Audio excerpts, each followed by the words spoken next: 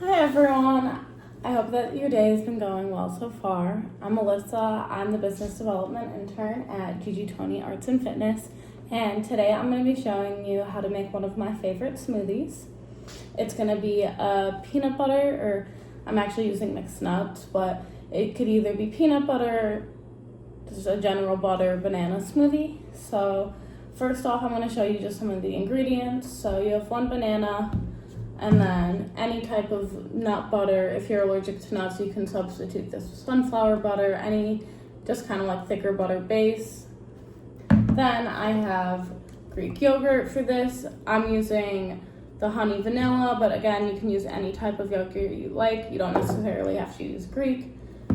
Then I have milk, and then just a few ice cubes to make my smoothie a little bit cooler because I didn't freeze my banana. So first off, I'm gonna start by just peeling my banana.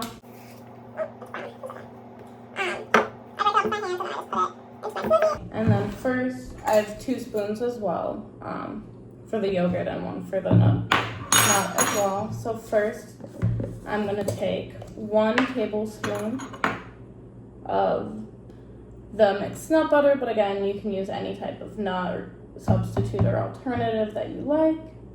Put 1 in there. I try to get it not on the sides when I'm putting it in just because it sticks. And then I'm just gonna do 1 more. So 2 total. Oop, I got some on the side, it's okay.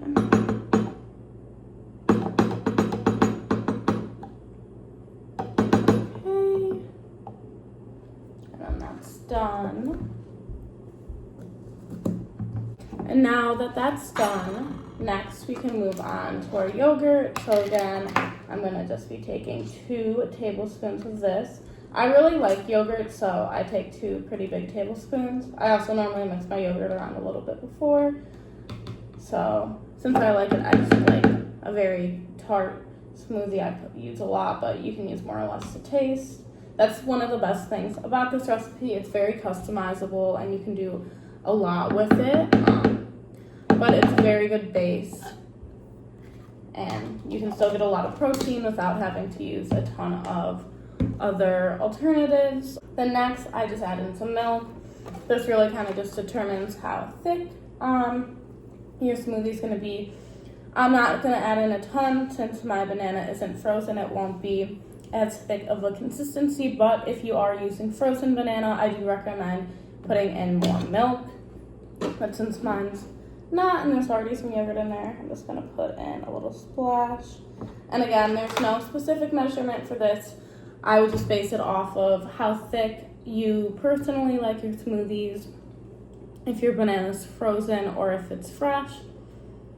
And then lastly, again, since my banana wasn't frozen, just to give the smoothie a little bit of a more cold temperature, I'm just going to put in 3 ice cubes.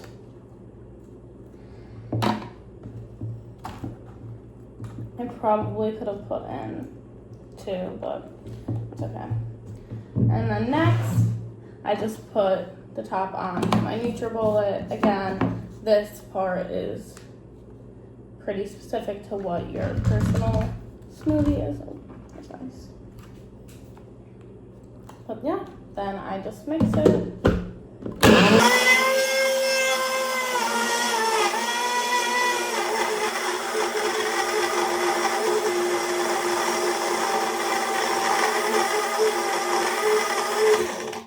And then normally once it gets to this consistency where it's a little bit more liquid and measured, there's normally some butter of whatever alternative you use that gets stuck on it. At this point, I normally undo it, take the spoon, and then I take off the top, and then I kind of just scrape down this and I mix it in, and then I will put it on the blender again once I scrape more down.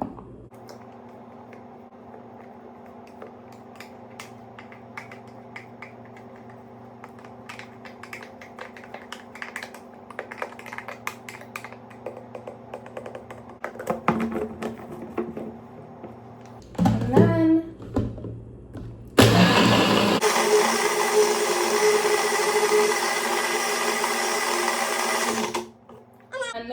still some butter left on the smoothie, but at this point I'm pretty confident in its taste, and that I'll be still getting a lot of the nutrients in from the butter, and it has been thoroughly blended. But that's pretty much it for today's recipe. It's really quick and easy, while also giving you a lot of nutritional value without using a ton of ingredients or having to buy some.